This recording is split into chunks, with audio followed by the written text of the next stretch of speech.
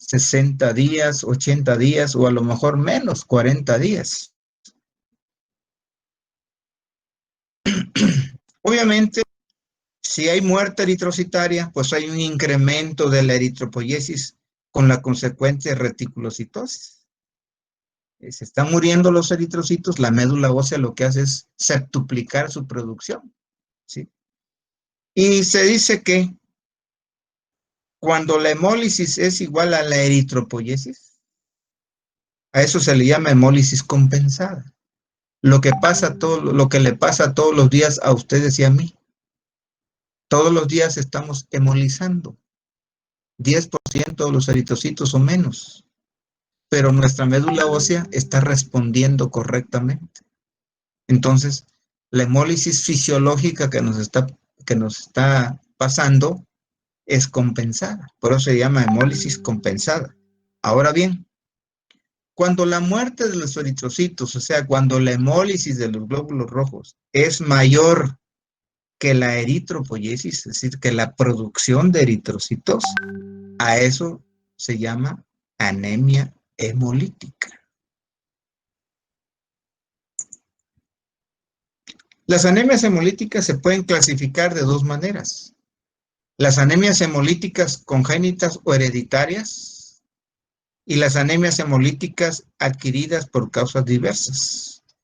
Dentro de las anemias hemolíticas congénitas hereditarias vamos a encontrar defectos estructurales del glóbulo rojo, que pueden ser, si se afecta la membrana, a eso se le llama membranopatías. Si quien está afectada es la hemoglobina, por ejemplo, las talasemias o las drepanocitosis, a eso se le llama hemoglobinopatías. Si el defecto está en las enzimas de la ruta metabólica de la glucólisis anaeróbica, a eso se le llama enzimopatías. ¿Sí? Bueno. Y dentro de las anemias hemolíticas adquiridas por causas diversas están las anemias hemolíticas autoinmunes, la que nuestro propio cuerpo produce, y las anemias hemolíticas no autoinmunes, que su mecanismo de acción es otro, es diferente, que ahorita los vamos a ir viendo. ¿Sí? De tal suerte que en un gran contexto,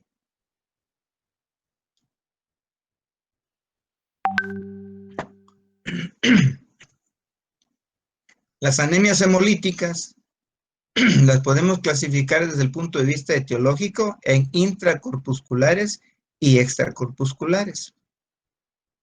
Intracorpusculares es todo lo que está en el interior del eritrocito y extracorpusculares es todo lo que le pasa en el exterior al eritrocito.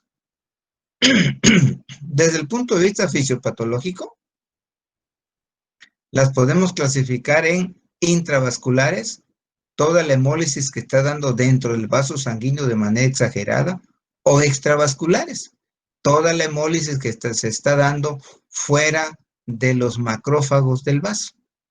A eso se le llama extravascular. Existe una clasificación también clínica, que esa clasificación clínica está en función a tiempo. Y así decimos que puede ser aguda o puede ser crónica. Aguda es aquella que se presenta de manera repentina, de manera abrupta. Y crónica es cuando ya se sabe que tiene un determinado tiempo que está padeciendo el problema. Y también hay una clasificación genética que se refiere o se clasifica de dos maneras, las hereditarias y las adquiridas. Aquí también tenemos exactamente la misma clasificación desde otra perspectiva. ¿Sí? Esa no la vamos a ver porque ya aquí está más específica. Ok. Dentro de los factores etiológicos, es decir, los factores que están provocando el problema de la hemólisis prematura de los eritrocitos, están las causas congénitas o hereditarias, en las cuales podemos encontrar alteraciones de la membrana del eritrocito. Y dentro de las alteraciones de la membrana del eritrocito están la esferocitosis hereditaria, la eliptocitosis hereditaria, la acantocitosis hereditaria, la estomatocitosis hereditaria, etcétera, etcétera. ¿Sí? O bien, Dentro de las congénitas o hereditarias, alteraciones en las enzimas de la hematía, ¿sí? Enzimas que tienen que ver con la glucólisis anaeróbica. Y así tenemos que dentro de esas causas está el déficit de piruvato quinasa o de la glucosa 6-fosfato deshidrogenasa. O bien, dentro de las congénitas hereditarias, hay un grupo que pertenecen a las hemoglobinopatías, que son estructurales, como las talasemias, por ejemplo, o como las drepanocitosis. Y el otro gran grupo de anemias hemolíticas son las adquiridas, ¿sí? Que pueden tener un mecanismo inmune, siendo esta aloinmune, que se da por transfusión sanguínea incompatible, o la que se da, por ejemplo, en la enfermedad hemolítica del recién nacido, que ustedes ya vieron en pediatría, o las autoinmunes, que se van a dar por la presencia de anticuerpos calientes o anticuerpos fríos. Así se le llama porque la temperatura juega un papel muy importante para la génesis de esta enfermedad, ¿sí? Y tenemos otra también, que es la hemoglobinuria paroxística nocturna, al frío, ¿sí?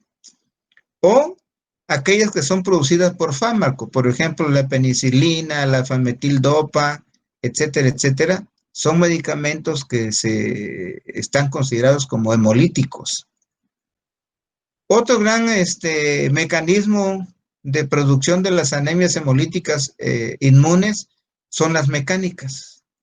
Dentro de las mecánicas, las microangiopáticas, las que se dan dentro de los vasos sanguíneos, por una alteración, por ejemplo, puede ser una placa de ateroma, puede ser una válvula defectuosa, etcétera, etcétera, etcétera. ¿Sí? Dentro de las microangiopáticas, entonces está la púrpura trombótica trombocitopénica, está el síndrome hemolítico urémico, ¿sí? Eh, Dentro de las microangiopáticas están las prótesis valvulares, es decir, la gente que tiene una prótesis en una de las válvulas del corazón, por ejemplo. Esa estructura se vuelve rígida, o cuando le cambian una válvula a un paciente, le ponen una válvula metálica, pues no es la misma del tejido normal del cuerpo. Cuando la sangre pasa con mucha fuerza sobre ese orificio, pues obviamente se va a destruir. Y no solamente se destruye el eritrocito, sino además se destruye la plaqueta. ¿Sí? Ok. Otra causa también de anemia hemolítica inmune de las adquiridas son las infecciones. ¿Sí? Son las infecciones, por ejemplo, parásitos como el paludismo, el toxoplasma, ¿sí? Y ciertas bacterias como la Salmonella typhi, la Escherichia coli, la Shigella, que pueden provocar ese tipo de alteraciones. Otro mecanismo de producción de las anemias hemolíticas adquiridas son las traumáticas, por ejemplo, las quemaduras. ¿Sí? Las quemaduras eh, eh, en los pacientes, ¿verdad? Hace que se chamusquen los eritrocitos, los leucocitos o las plaquetas. Y eso hace que se pierda, pues, un remanente de su membrana de esas células. O bien, aquellas anemias hemolíticas de tipo adquirido, cuyo agente causal son los agentes físico-químicos como los oxidantes, por ejemplo. Hay ciertos oxidantes que pueden ser fármacos, que pueden ser parásitos, que pueden ser alimentos, venenos de algunas serpientes o procesos o procedimientos como por ejemplo la hemodiálisis, ¿sí? O que pueden ser secundarias a otros procesos como la hipofosfatemia, por ejemplo, un estado de, de hipovolemia o de deshidratación más bien, ¿sí? O debidas a hepatopatías o a insuficiencia renal, ¿sí? O la otra es la hemoglobinuria paroxística nocturna, cuando nosotros dormimos. Aquí hay un defecto en un anticuerpo, en un antígeno del eritrocito que está en su membrana. Resulta que cuando estamos durmiendo el metabolismo de nuestro cuerpo cae muy abajo, se vuelve acidótico y entonces ese cambio de pH hace que se exprese esa proteína en la membrana del eritrocito, y cuando se expone a esas temperaturas y a esos pHs es cuando el eritrocito se destruye.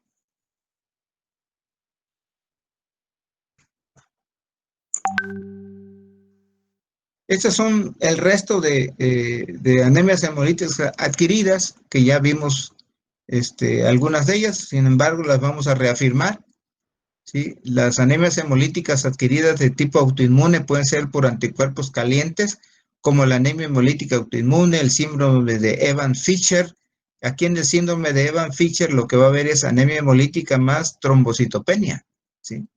Anomalías hemolíticas en el lupus eritematoso sistémico y otras enfermedades autoinmunes o de la colágena, como puede ser artritis reumatoide, enfermedad de Sjögren, etcétera, etcétera. O bien, anemias hemolíticas en las leucemias crónicas, por ejemplo, la leucemia linfoblástica de células B o la leucemia linfocítica de células B. Acuérdense que los linfocitos B son los que generan anticuerpos, y esos anticuerpos le pueden pegar a la membrana del eritrocito, y en un momento dado, o los linfomas de células B, y en un momento dado, pues, provocarle anemia hemolítica a esos pacientes. Es decir, tendría su leucemia el paciente más su anemia hemolítica. O anemia hemolítica en los casos de hepatitis viral y en infecciones por E. coli o por salmonela o para salmonela paratífilo, lo que les decía, ¿verdad? Ciertos microorganismos. Anticuerpos fríos, micoplasma, neumonía, mononucleosis infecciosa, virosis, etcétera, etcétera. Bueno, ok. Clínicamente, ¿qué encontramos en las anemias hemolíticas? ¿Sí? Pues vamos a encontrar manifestaciones propias del síndrome anémico. ¿Cuáles son las manifestaciones propias de cualquier síndrome anémico? Palidez de tegumento, taquicardia, polipnea, cefalea, ¿sí? ¿Se acuerdan cuando vimos el síndrome anémico? Que vimos que habían alteraciones neurológicas, alteraciones digestivas, alteraciones renales, alteraciones pulmonares, pues todo se presenta en el síndrome anémico. Amén de la hemólisis que hay, ¿sí? De la hemólisis que hay, sea esta de carácter hereditario o de carácter adquirido. Pero típicamente encontramos en estos pacientes que está disminuida la sobrevivencia eritrocitaria, menor de lo normal. Y obviamente si está disminuida la sobrevida, quiere decir que se están lisando los eritrocitos, que se están destruyendo, que se están hemolizando. Entonces, la lisis eritrocitaria está aumentada. Esa destrucción y esa lisis hace que se aumente el desdoblamiento de los productos de la hemoglobina. ¿Cuáles son? Pues las bilirrubinas indirectas, ¿sí? Y además, al aumentar el desdoblamiento de productos de la hemoglobina, pues se aumenta la eritropoiesis. ¿Por qué? Porque se están muriendo prematuramente. Entonces, la médula ósea lo que está haciendo es producir una cantidad exorbitante de glóbulos rojos. Okay. Y así decimos entonces que las manifestaciones clínicas van a estar de acuerdo a que si es una anemia hemolítica aguda, ¿sí? Vamos a encontrar una hemólisis intravascular, es decir, la muerte de los eritrocitos se están dando dentro del vaso sanguíneo. Si la anemia hemolítica es crónica, vamos a ver que hay una hemólisis extravascular, es decir, todo lo que le está pasando al glóbulo rojo está por fuera. No tiene nada que ver su membrana, ni sus enzimas, ni sus hemoglobinas. Todo está por fuera, son agentes externos lo que le están provocando la muerte. En el caso de la hemólisis extravascular, ¿qué vamos a encontrar? Que las manifestaciones van a variar de acuerdo a la etiopatogenia y a la gravedad del caso. Y así tenemos padecimientos crónicos, van a haber alteraciones estructurales. La anemia está de acuerdo a la intensidad al proceso hemolítico. Puede haber ictericia por hiperbilirrubinemia indirecta. Acuérdense que un marcador bioquímico de las anemias hemolíticas son la hiperbilirrubinemia indirecta no conjugada y la reticulocitosis. Y si a eso le agregamos la esplenomegalia, le podemos agregar la hepatomegalia y la fiebre. que vendrían a ser los síntomas cardinales de las anemias hemolíticas. Ictericia, fiebre, esplenomegalia y hepatomegalia. Síntomas cardinales y la fiebre, ¿no?, de las anemias hemolíticas. Y podemos encontrar complicaciones de la hemólisis crónica. Miren, aquí en complicaciones de la hemólisis crónica se refiere a la formación de litos, ¿sí?, de litiasis en las vías biliares. Sobre todo este fenómeno se da en pacientes muy jóvenes, de tal suerte que cuando ustedes estén ante un paciente joven, que será unos 15, 16 años, y que presente litos en las vías biliares, pues hay que sospechar que es una anemia hemolítica hereditaria o adquirida. ¿Por qué? Porque la litiasis no es frecuente en los jovencitos. La litiasis ya se da en gente muy adulta, en gente grande.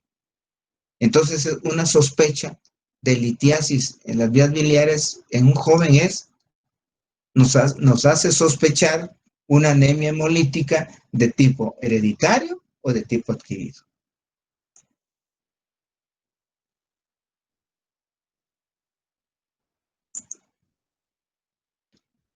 Por su parte, la hemólisis intravascular, lo que se está dando dentro del vaso sanguíneo, ¿sí?, traduce en una anemia hemolítica aguda. La extravascular es crónica, ¿sí? Y aquí vamos a encontrar destrucción eritrocitaria en el sistema vascular 10% o más del 10%, mayor del 10%.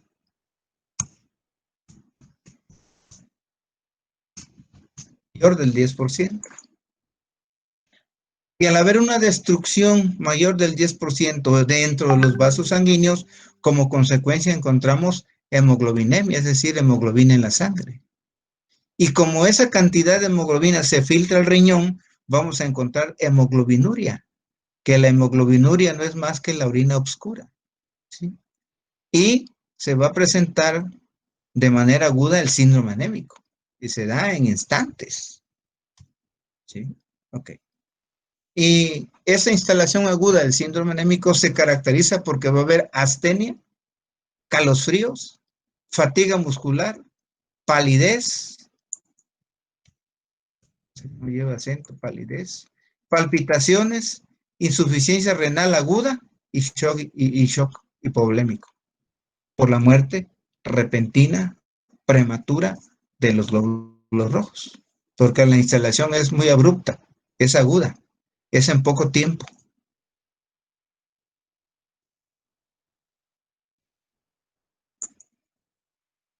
Complicaciones de la hemólisis crónica. Estas complicaciones están dadas o son debidas al hipercatabolismo de la hemoglobina o de la intensa eritropoiesis medular. Es decir, esas complicaciones se dan como consecuencia del hipercatabolismo de la hemoglobina, ¿sí? Y así encontramos litiasis biliar, que les decía yo, sobre todo en pacientes jóvenes, ¿sí? Esos pacientes que se están muriendo repentinamente sus células hace que se transfundan demasiado esos pacientes y la transfusión en exceso va a traer como consecuencia la hemocromatosis que se puede acumular en el hígado, en el riñón, principalmente en el hígado, el riñón, el vaso, y ahí provocar, o incluso se puede acumular el hierro en el corazón, en el hígado, en el vaso, en el páncreas, y provocar insuficiencia cardíaca y provocar pancreatitis y provocar diabetes mellitus, etcétera, etcétera, ¿sí? ¿Qué otra complicación podemos encontrar? Alteraciones óseas por hiperplasia medular. Es decir, la médula ósea está produciendo demasiadas células, pero no solamente en la médula ósea. En cualquier tejido donde haya médula ósea, vamos a encontrar hiperplasia medular, vamos a encontrar crecimiento de esos tejidos. Podemos encontrar crecimiento en el cráneo, un cráneo en forma torricéfala. podemos encontrar crecimiento de la mandíbula, del maxilar superior, ¿sí? De los dedos, de las manos, de los pies, etcétera. ¿Por qué? Porque hay hiperplasia medular ahí en esos tejidos. En el cráneo, por ejemplo, en el diplo del cráneo, puede haber alteraciones, puede haber cráneo en torre. ¿Por qué? Porque ahí hay médula ósea. Podemos encontrar úlceras generadas por la hipoxia y necrosis tisular. Sobre todo estas úlceras son muy comunes en los pacientes que cursan con drepanocitosis. Al no permitir el eritrocito ese intercambio gaseoso, ¿sí? Entonces hay lesiones en esos tejidos que se caracterizan por lesión, isquemia, necrosis, gangrena o úlceras, y que se ha generado por la hipoxia y la necrosis tisular. ¿Cómo hacemos el diagnóstico de una anemia hemolítica? Bueno, es con base al cuadro clínico, es decir, cada enfermedad, cada patología, sea hereditaria o sea adquirida, tiene su propia sintomatología, su propio síndrome anémico, ¿sí? ¿Cómo demostramos la hemólisis? Con la cuenta de reticulocitos. ¿Cómo va a estar la cuenta de reticulocitos? Alterada, aumentada. Va a haber reticulocitosis. ¿Sí? ¿Cómo podemos demostrar también la médula ósea? La médula ósea va a estar, hay que hacerle un aspirado y una biopsia de hueso. Más bien un aspirado. ¿Qué vamos a encontrar? Hiperplasia de la médula ósea. Un exceso exagerado de eritrocitos que incluso pueden estar muriéndose. De hecho, se mueren. Hay eritropoyesis ineficaz. ¿Sí? ¿Qué vamos a encontrar por laboratorio que nos va a permitir hacer el diagnóstico? Un incremento en la liberación de productos del desdoblamiento de la hemoglobina. Eso sería la bilirrubina indirecta. El aumento de las aptoglobinas. ¿Sí? ¿Hay estímulos de la eritropoyesis? Sí, porque le cuantificamos los reticulocitos y vamos a encontrar que está arriba de 2. Valores normales de reticulocitos 0.5 a 2%. Aquí podemos encontrar 5, 10 o 15% corregido. ¿Sí? Y hay que investigar el mecanismo hemolítico que lo produce. A lo mejor hay que hacerle la prueba de Coombs, que más adelantito vamos a ver en qué consiste la prueba de Coombs, para ver si es una anemia hemolítica por anticuerpos o qué. Bueno, esta imagen representa una drepanocitosis, que es un tipo de anemia hemolítica hereditaria, ¿sí? Y que se caracteriza porque los eritrocitos se deforman. Hay una alteración molecular que es la sustitución de un aminoácido que se llama glutámico por valina. Entonces, esa sustitución de ese aminoácido hace que se produzca una proteína híbrida. Esa proteína híbrida es la hemoglobina S. S de slow quiere decir que esa hemoglobina, cuando se expone a una corriente eléctrica, corre muy despacito, es muy lenta. Entonces, esa es la hemoglobina mutante que se produce por la sustitución de este aminoácido. Sobre todo se va a producir esta deformabilidad cuando el eritrocito está en estado hipóxico. Por ejemplo, el ir a grandes alturas, ir a San Cristóbal, ir en un avión, ir a la Ciudad de México, a Puebla, donde son grandes alturas, ¿sí? El individuo que tiene este defecto de la sustitución de este aminoácido empieza a deformar sus eritrocitos. Esos eritrocitos, si los viéramos nosotros con una microscopía electrónica de mucha resolución, se mirarían como si fueran unas lanzas, ¿sí? En la punta. La hemoglobina se cristaliza en ellos, bien. Forma cuerpos tectónicos, así se le llama. Entonces son eritrocitos que no se deforman. Entonces quedan atorados en el vaso y ahí es fagocitado por los eritrocitos. ¿Sí? Entonces esos eritrocitos andan circulando, así deformes, y andan picoteando los tejidos. Y entonces andan lesionando el endotelio. Y una lesión del endotelio produce lesión, isquemia, necrosis, ulceraciones. ¿Por qué? Porque ese eritrocito no tiene la capacidad de intercambiar oxígeno por CO2 acá. No en el pulmón, sino acá en los tejidos. Acuérdense que la función del eritrocito es llevar oxígeno a todos los tejidos y recoger CO2 producto del metabolismo celular. Entonces, miren ustedes, esta es una ulceración en una rodilla de un paciente en la parte interna, ¿sí?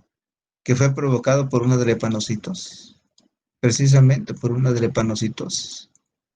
Entonces, siempre hay que hacer diagnóstico diferencial con insuficiencia venosa o con una drepanocitosis. Ok. Vean ustedes el fondo de ojo, ¿sí? En el fondo de ojo observamos que los cruces arteriovenosos están dilatados. ¿Por qué están dilatados?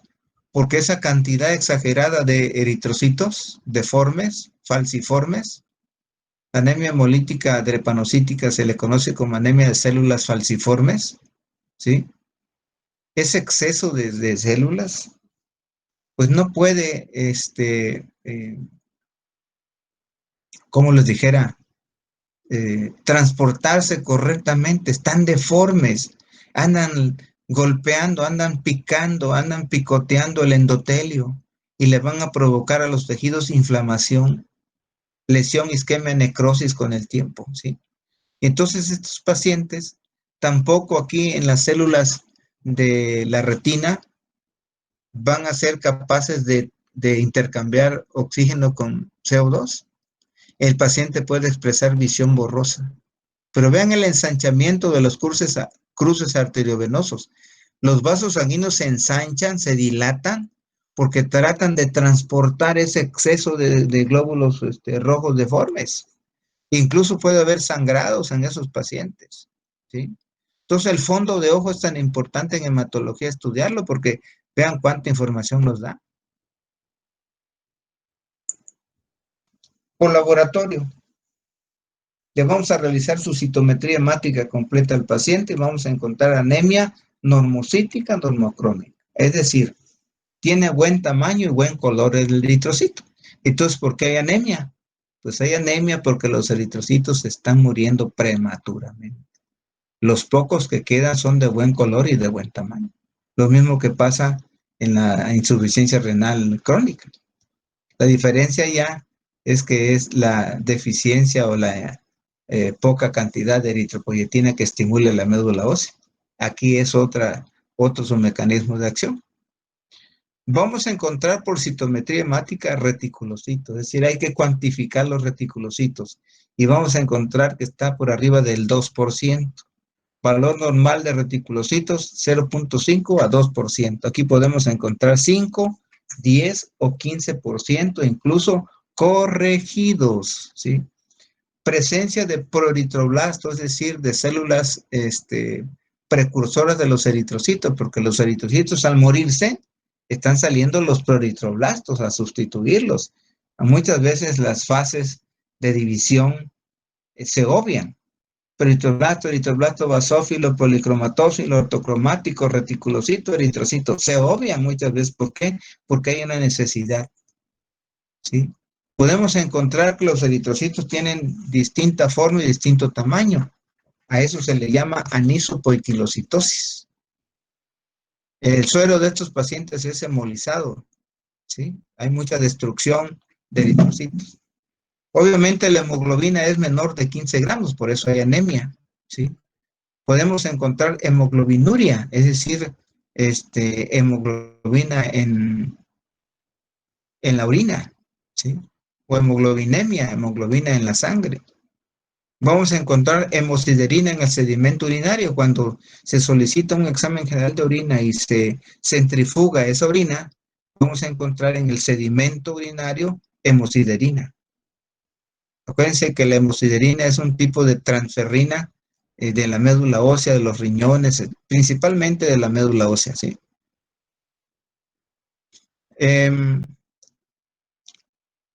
También encontramos en este tipo de anemias hemolíticas la presencia de unas proteínas que se llaman aptoglobinas plasmáticas.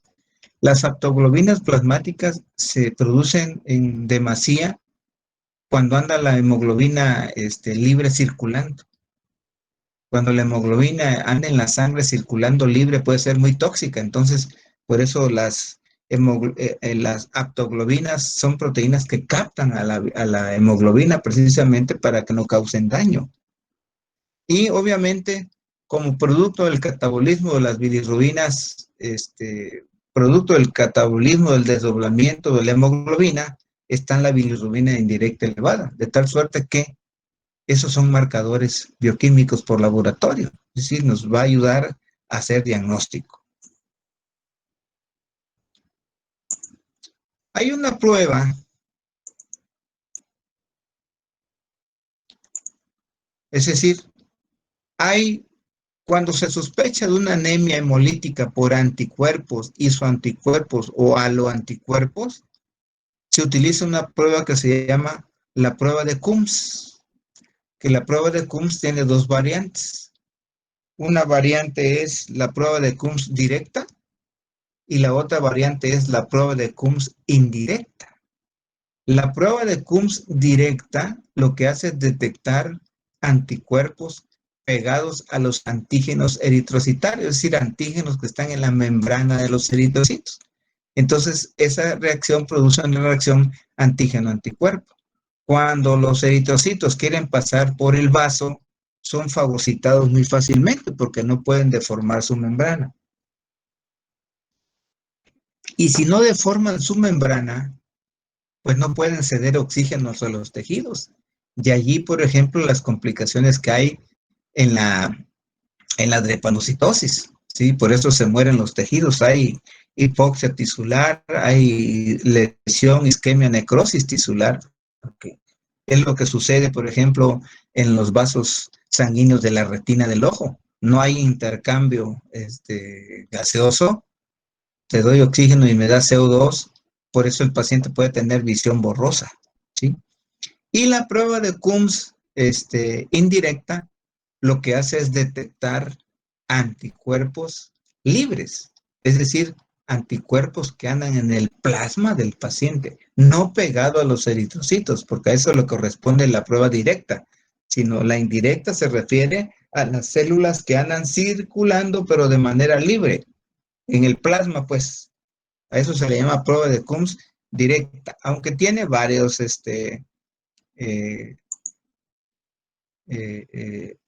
tiene varios, ¿cómo se llama la prueba de Coombs? Se puede utilizar,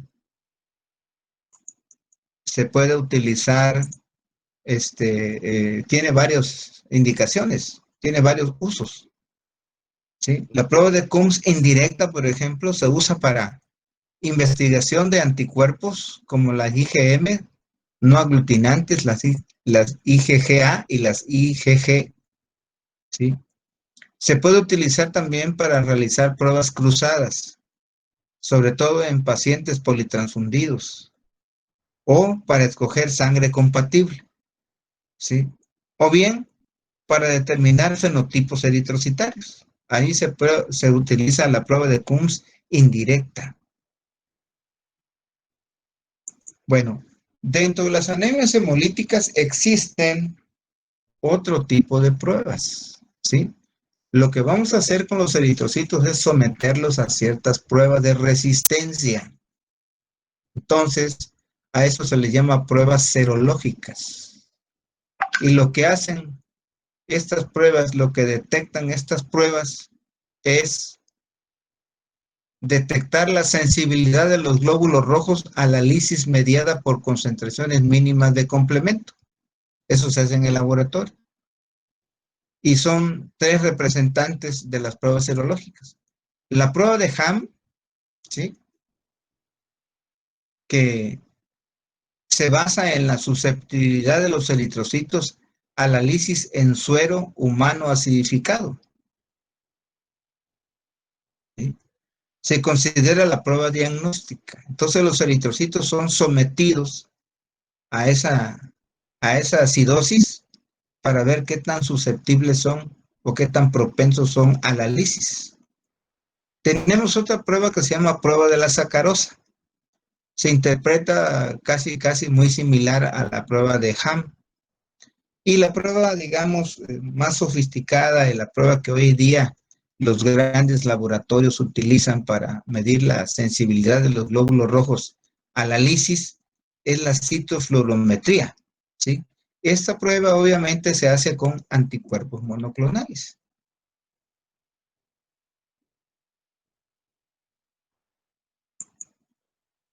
Bueno, existen ciertas enfermedades hereditarias como la eritrocitosis, como la esferocitosis, la estomatocitosis, la acantocitosis, etcétera, ¿sí? Que la membrana de esas células es muy susceptible a la lisis. Y entonces evaluando es la prueba de fragilidad. Lo que estamos evaluando es la prueba de fragilidad osmótica, en la cual los eritrocitos, los glóbulos rojos quedan expuestos in vitro concentración creciente 0.5% por decilitro. El valor normal de esta concentración es de 0.85 gramos por decilitro. Dice, eritrocito, al casi circular, tiene poco volumen extra, potencial para adaptar agua adicional. Se lisa con facilidad cuando queda expuesto a una presión osmótica un poco más baja de lo normal. En este caso de esferocitosis, eritrocitosis, hematocitosis, acantocitosis, ¿sí? La esplenectomía, que es la extirpación del vaso, reduce el proceso hemolítico, es decir, dentro del tratamiento de las anemias, la esplenectomía está como segundo mecanismo de disminución de la hemólisis de los eritrocitos. Entonces, reduce el proceso hemolítico intraesplénico de la enfermedad y puede corregir la anemia para disminuir los niveles de bilirrubina sérica, reduciendo la formación de piedras en la vesícula. Ya mencionábamos que una de las complicaciones de las anemias hemolíticas, sea hereditarias o sea adquiridas, era la formación de litos en las vías biliares, sobre todo en pacientes jóvenes. Eso es muy importante que lo tengan en cuenta.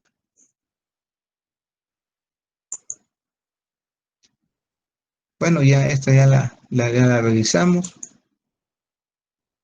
También esta que tiene que ver, bueno, les voy a mostrar estas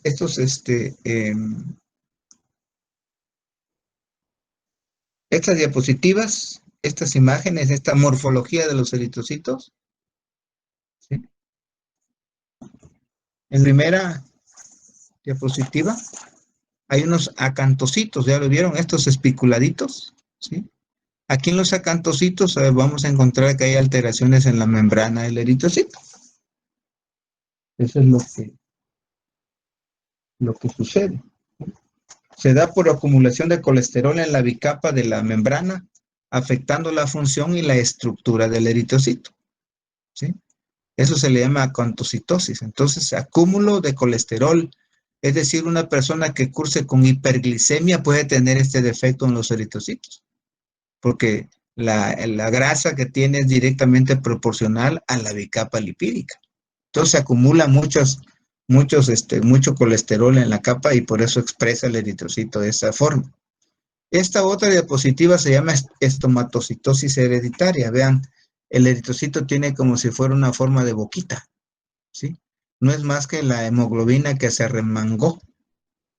Entonces, en la esferocitosis hereditaria, en la estomatocitosis, vamos a ver que el eritrocito tiene una hendidura transversal, ¿sí? La membrana tiene una permeabilidad bastante anormal para el sodio y para el potasio, ¿sí? El sodio es mayor que la de potasio.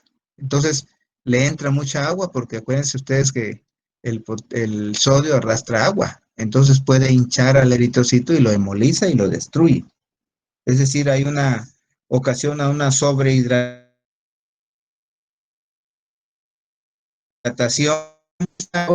que se llama eliptocitosis hereditaria. Vean, los eritrocitos son elípticos, ¿sí?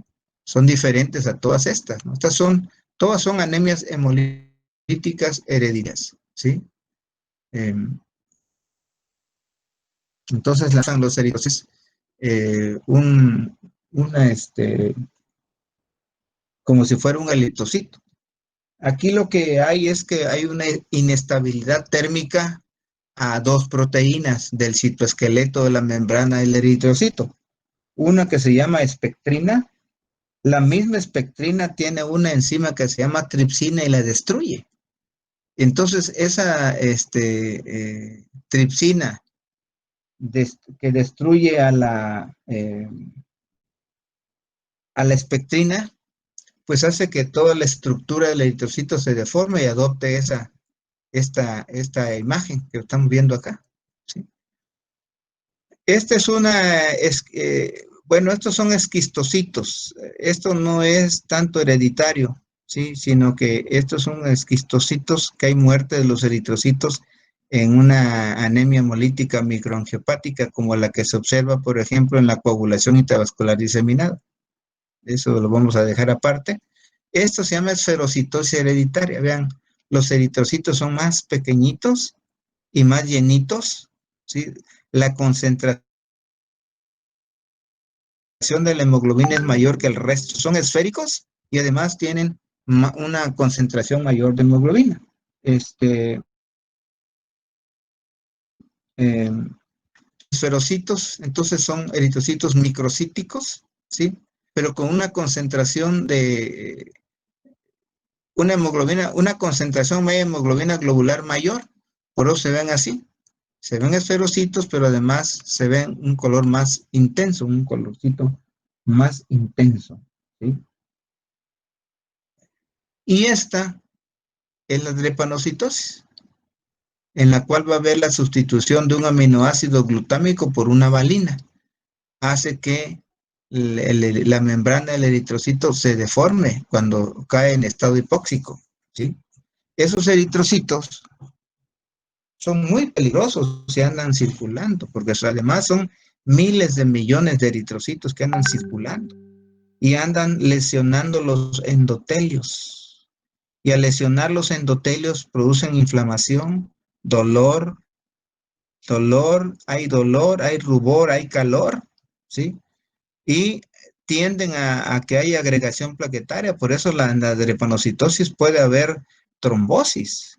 Incluso en la drepanocitosis se prescribe ácido acetil salicílico para que precisamente evitemos la agregación plaquetaria, ¿sí? Es un antiagregante plaquetario, el ácido acetil salicílico. ¿Por qué? Porque las puntas de estos eritrocitos andan lesionando, andan circulando por donde quiera y pueden provocar abscesos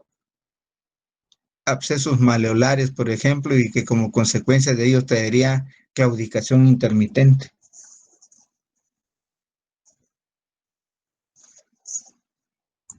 ¿Sí?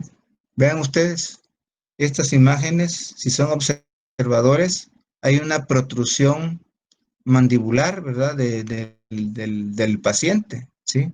Esto está condicionado, esto se observa en las talasemias.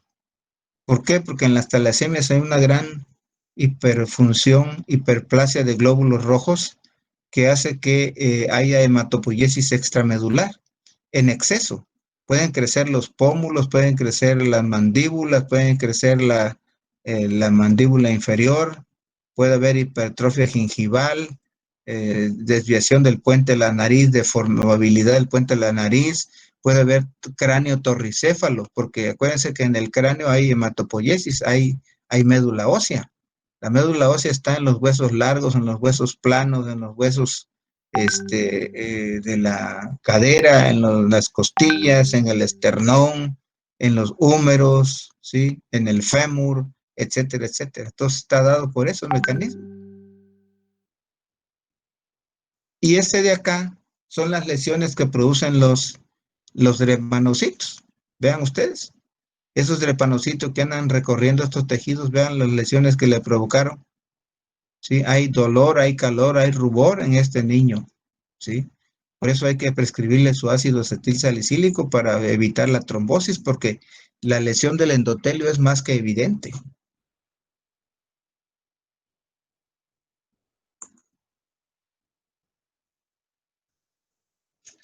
Entonces, aquí hay una comparación, ¿sí? Se hace una analogía de un glóbulo rojo con anemia falciforme, un glóbulo rojo normal.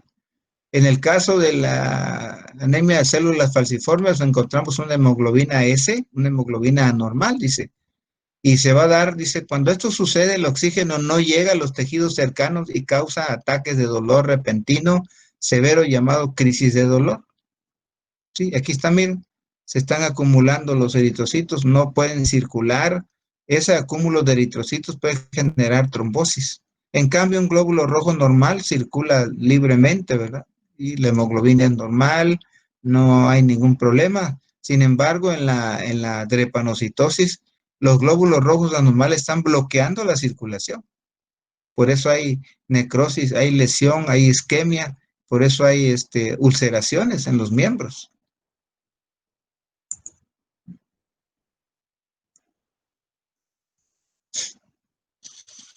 Aquí están las complicaciones del síndrome hemolítico crónico, que ya revisamos algunas. En la anemia hemolítica crónica, en la que es debida a hipoxia crónica, hay retraso del llenado del desarrollo óseo.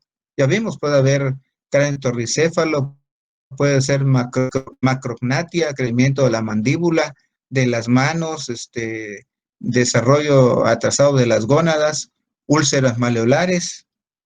Y las que son debidas a exceso de eritropoyesis son las craneofaciales que ahorita les mencioné, les di a conocer. Pueden haber extensiones óseas por compresión medular, puede haber fracturas óseas incluso, ¿sí? Eh, Todas las anemias hemolíticas, sean hereditarias o sean adquiridas, se les debe de prescribir ácido fólico para evitar las crisis megaloblásticas. Estos pacientes también, de tanto transfundirse, pueden provocar hemocromatosis. Entonces, mucho cuidado siempre, si la lesión, la alteración no es tan severa, evitar en lo posible la transfusión sanguínea. Solamente si la vida del paciente está en peligro, ahora sí transfundir. De lo contrario, yéndola llevando ahí con medicamentos para provocar precisamente hemocromatosis en el corazón, en el hígado, en el vaso, en el páncreas, etcétera, etcétera, etcétera.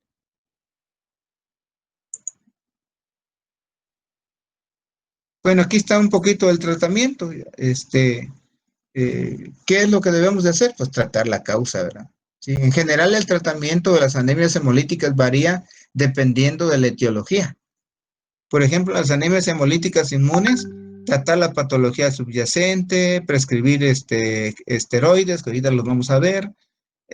Si no hay respuesta a los esteroides, esplenectomía. Si aún no hay respuesta entre esteroides y esplenectomía, gamma-globulina. Si con estas tres no hay respuesta, inmunosupresores o el uso de sustancias como los anticuerpos monoclonales como el rituximab, que ya no están en estudio, sino ya es una realidad. En las anemias hemolíticas microangiopáticas, las que se dan dentro de los vasos, pequeños vasos sanguíneos, pues se debe de tratar la patología subyacente. Por ejemplo, si es una válvula del corazón que está defectuosa y esa es la que está causando el problema, pues hay que corregirla, ¿verdad? En la deficiencia de glucosa 6-fosfato, suspender y evitar factores desencadenantes. En la esclerosis hereditaria, en la estomatocitosis, en la eliptocitosis, hay que realizar esplenectomía en algunos casos moderados y en casos graves, solamente allí.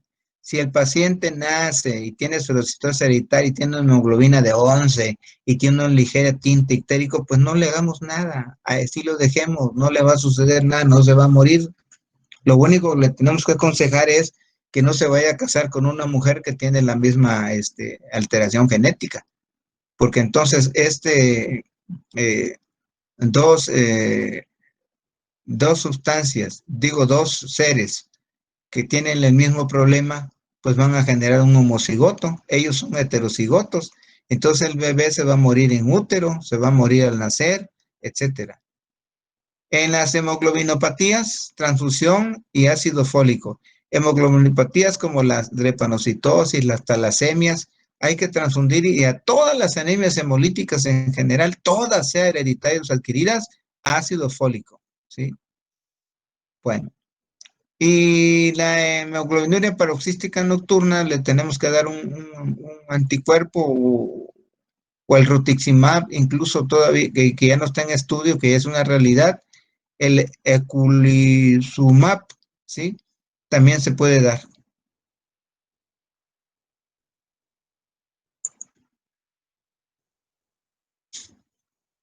Muy importante, dentro del tratamiento, la crisis hemolítica se trata con hidratación. Hay que hidratar muy bien al paciente para evitar precisamente la trombosis. Hay que administrar esteroides como la prednisona, la prednisolona, o la dexametasona, o la metilprednisolona, lo que tengamos, ¿sí? O utilizar un anticuerpo monoclonal como el eculizumab, que fue aprobado en el 2007, que usa un anticuerpo monoclonal dirigido cuando la fracción 5 del complemento previene la activación de C5, C5b y a su vez inhibe la formación de MAC. Reduce la hemólisis intravascular, reduce los requerimientos transfusionales, reduce los efectos tromboembólicos, acuérdense ustedes, y posee escasos efectos secundarios. Bueno, esa no es. Este es otro rollo. La voy a quitar de acá porque no. Este eh, es un tipo de anemia, pero es una anemia, no es una anemia hemolítica. Ok, bueno.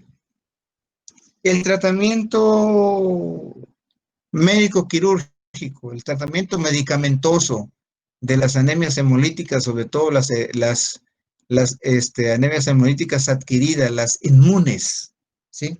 Tienen un tratamiento. Son las más importantes, las anemias hemolíticas autoinmunes, y son las más comunes. Por esa razón las tenemos que revisar y tienen que saber cómo se tratan. Existen dos líneas de tratamiento.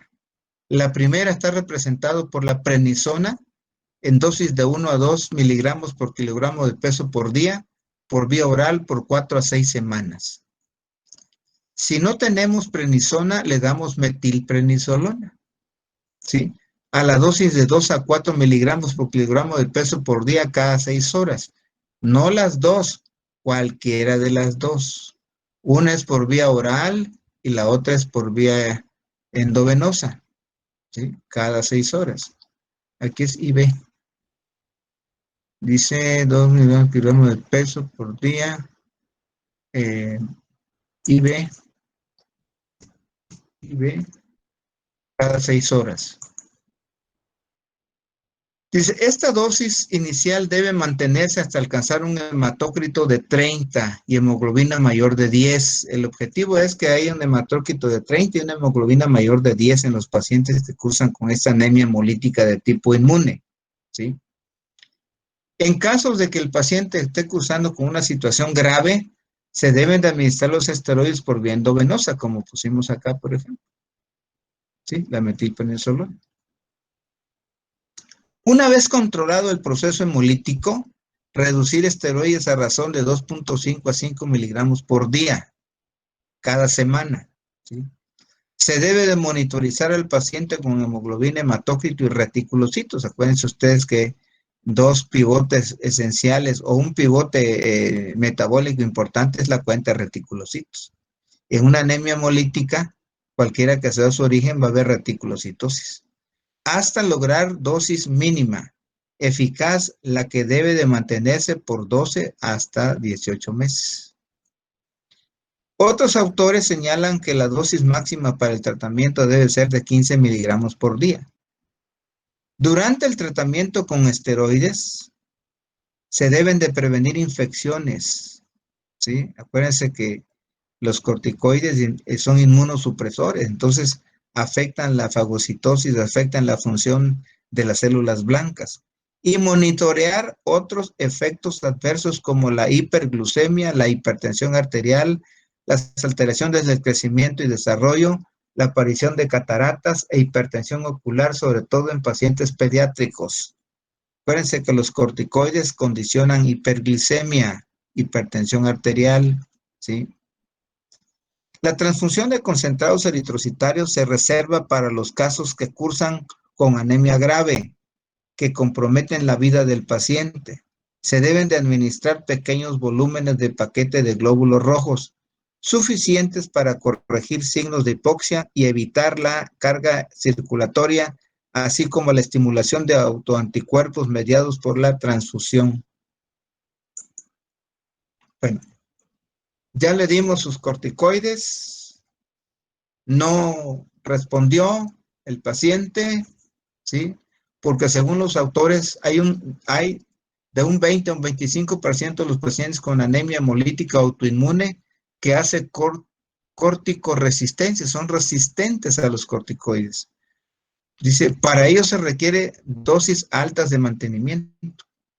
La mejor opción para el tratamiento, dice, la mejor opción de tratamiento se evalúa de manera individual, se lleva un consenso, pues, aparte de manera individual, cada individuo es diferente, pero se tiene que reunir un grupo de médicos, el hematólogo, el internista, el infectólogo, el cirujano, etcétera, etcétera, para hacer una evaluación y tomar una decisión lo que más convenga, dice. Y se hace uso de otras opciones de tratamiento, tales como la esplenectomía. Hay que ver qué tanto benéfico sería hacer la esplenectomía o manejarla con fármacos, ¿sí? Si es pequeño el individuo, si qué tanto está afectado su anemia. Por ejemplo, si el paciente tiene 11 de hemoglobina, tiene 15 años y tiene un ligero tinte ictérico, quiero decir que es heterocigoto, que no está tan afectado. Entonces su vida la puede hacer normal, incluso no darle tratamiento a ese paciente, ¿sí? ¿Por qué? Porque no se está afectando su órgano. Lo que sí podemos orientarle que él no se case con una mujer, en caso de que fuera hombre, que tenga el mismo problema, ¿sí? Porque él va a tener el 50% de la información y la mujer con la que se casaría, que tuviera el problema, tendría el otro 50%. Y si tiene niños, pues entonces el niño tendría el 100% de la afectación. Se moriría incluso en útero o estaría abortando constantemente. Entonces, nosotros como médicos lo que tenemos que hacerle es orientarle cuál es la mejor opción. La decisión la toma la pareja. Siempre consignarla en la historia clínica, ¿verdad? Que se les dio consejo genético para que mañana pasado no haya ningún problema. Entonces, esplenectomía y recurrir a fármacos o productos inmunosupresores o inmunomoduladores. Dice, siendo el vaso el sitio de destrucción de los eritrocitos sensibilizados con anticuerpos, el tratamiento que más se emplea en pacientes refractarios a los esteroides es la esplenectomía, previa vacunación contra los neumococos, meningococos y hemófilos de influenza. No olvidar que el vaso produce anticuerpos contra estos bichos, contra los neumococos, meningococos y hemófilos de influenza. Por eso, cuando vayamos a quitar el vaso, ¿sí? Le tenemos que poner sus vacunas previas, antes de, una semana antes de que, por ejemplo, si es una cirugía electiva, una semana antes. Si es una cirugía de urgencia, pues inmediatamente le estamos administrando sus vacunas. Dice, previos a la intervención, en caso de que sea una cirugía electiva programada, y cada 5 años. Todo paciente esplenectomizado debe estar recibiendo sus vacunas contra el neumococo, contra el meningococo y contra el hemófilos influenza cada 5 años.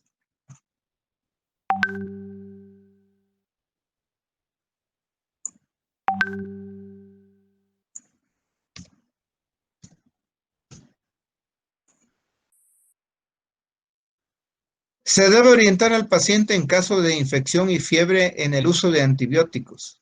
Los riesgos a largo plazo de la esplenectomía son los tromboembolismos venosos y, en menor proporción, la hipertensión pulmonar. En los casos refractarios al tratamiento con esteroides, esplenectomía o ambos, ¿sí? Vamos a entrar a una tercera línea, dice. Se puede emplear inmunosupresores como la ciclofosfamida, la aciatoprina y la ciclofosfamida, o a productos biológicos como el rituximab y el alemtuzumab. Las mejores opciones son la esplenectomía y la administración de rituximab. Hoy día se prefiere, ¿verdad? Si son refractarios a los esteroides, hay que quitarle el vaso y hay que administrar un anticuerpo monoclonal. Los inmunosupresores más utilizados son la ciclofosfamida, pero son peligrosonas, acuérdense ustedes, y la aciatoprina por vía oral a dosis de 2 miligramos por kilogramo de peso y 50 a 100 miligramos por kilogramo de peso respectivamente durante varios meses. Una vez obtenida la respuesta, reducir la dosis gradualmente. También se puede emplear ciclofosfamida por vía endovenosa a dosis de 50 a 100 miligramos por kilogramo de peso por día. Los efectos secundarios son la mielosupresión y la cistitis hemorrágica. Otro agente empleado con menos frecuencia es la ciclosporina a dosis de 5 miligramos por día. Con esta vamos a terminar. Otras modalidades de tratamiento empleadas incluyen infusión de concentrados de plaquetas cargadas con vincristina, danazol, inmunoglobulina G endovenosa y la plasmaféresis. La plasmaféresis, como su nombre lo dice, los anticuerpos están en el plasma, hay que filtrar ese plasma para quedarnos con los anticuerpos y volverle a reintroducir la sangre a esos pacientes. El rituximab es un anticuerpo monoclonal anti-CD20 que provoca la depleción selectiva de los linfocitos B. No olvidar que los linfocitos B son los que producen los anticuerpos, entonces a ellos hay que afectarlos, hay que depletarlos. A través del complemento de toxicidad celular dependiente de anticuerpos y de la inducción de apoptosis. ¿Sí? Otro mecanismo de acción del rituximab en las enfermedades autoinmunes son la modulación de las funciones globales de los linfocitos B, el bloqueo de receptores y la interferencia de las células presentadoras de antígenos.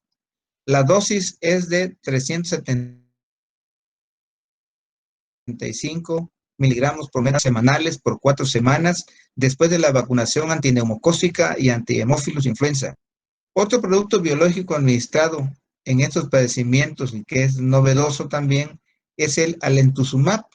Es un anticuerpo monoclonal anti-CD52. La dosis es de 30 miligramos 3 veces por semana hasta por 12 semanas. Su mecanismo de acción es la de regulación de la actividad de los linfocitos T. Su toxicidad es alta, por eso se prefiere el rituximab. Bueno, con esto terminamos de manera general. Hicimos un recorrido general de las anemias hemolíticas, ¿sí? En el libro del doctor Guillermo Ruiz Argüelles viene bien especificado, viene bastante extenso para que ustedes